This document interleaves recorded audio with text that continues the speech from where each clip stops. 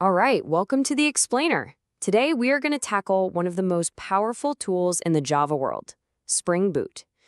If you've ever thought that starting a new Java project feels like, way too much work and configuration before you even start, well, this one's for you.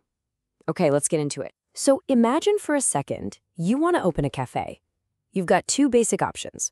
Option one, you build everything from the ground up. You're designing the floor plans, sourcing every spoon, figuring out all the plumbing yourself. Option two, you buy into a franchise. You get the blueprint, the standard equipment, all the processes are just handed to you. So, which one gets you serving coffee faster?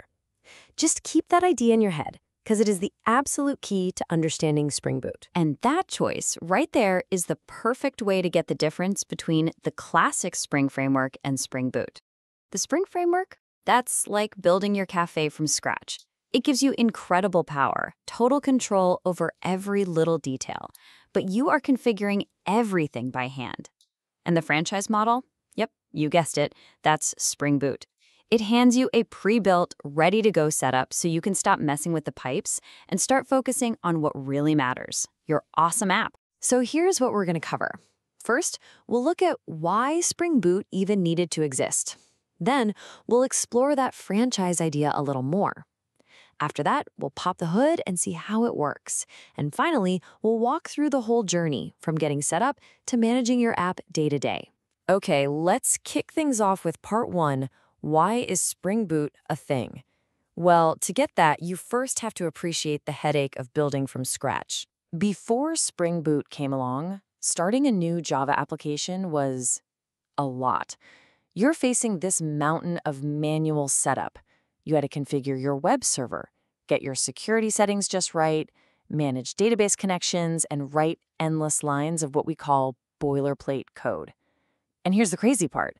All of this happened before you could write a single line of code for your actual business idea. All your time was going into the infrastructure, not the features. So, if that's the problem, what's the solution? This brings us right to section 2, the franchise model, with Spring Boot playing the hero. The core idea here is so simple, but it's totally revolutionary.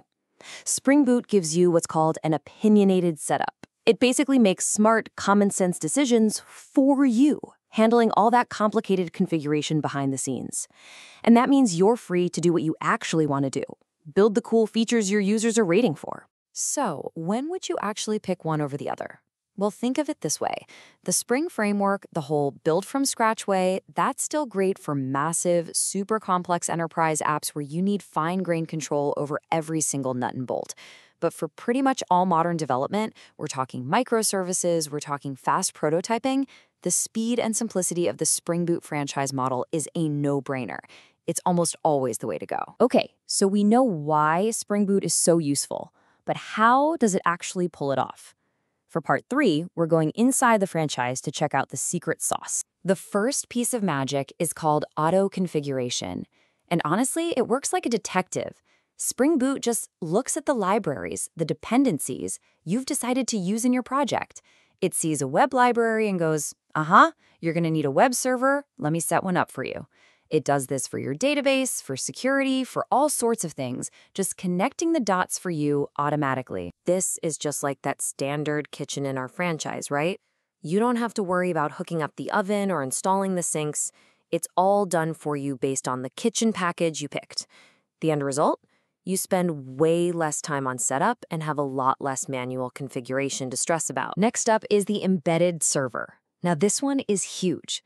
See, in the old days, you'd build your app, then you'd have to go install and manage a totally separate web server, and then deploy your app onto it. Spring Boot just flips that on its head.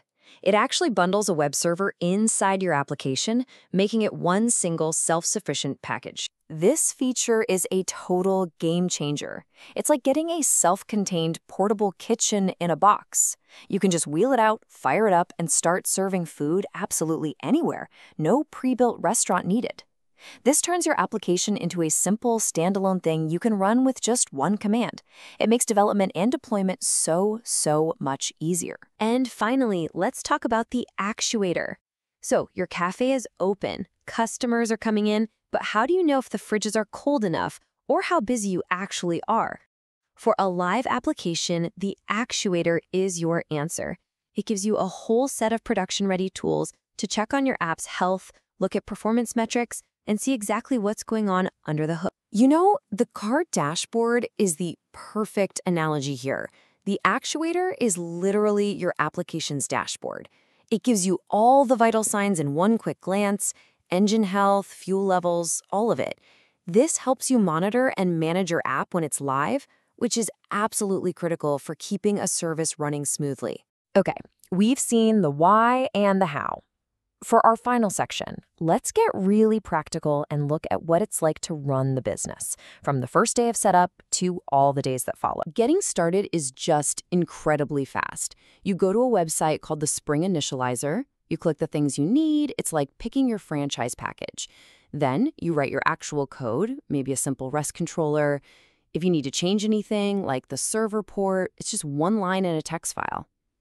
And then you just click Run. That's it. You can go from an idea to a running app in like minutes. And managing it day to day follows that exact same simple logic. Your whole app is just one single portable file. All the other tools it depends on are listed neatly in one place, and your important settings are kept in separate files, so it's easy to have different setups for your computer versus the live server. Everything just has a clean, logical place, which makes maintenance a breeze. So really, the main thing to take away is this: Spring Boot is all about making Java development faster and easier. By taking care of the boring configuration and setup for you, it lets developers get back to doing what they do best: building awesome software. And that leaves us with a really interesting question to think about for the future. You know, as our software and systems get more and more complex, are these franchise models, these smart frameworks that handle all the boring stuff for us, going to become the default, or maybe even the only practical way to build new things at scale? Definitely something to chew on. Thanks for joining us on The Explainer.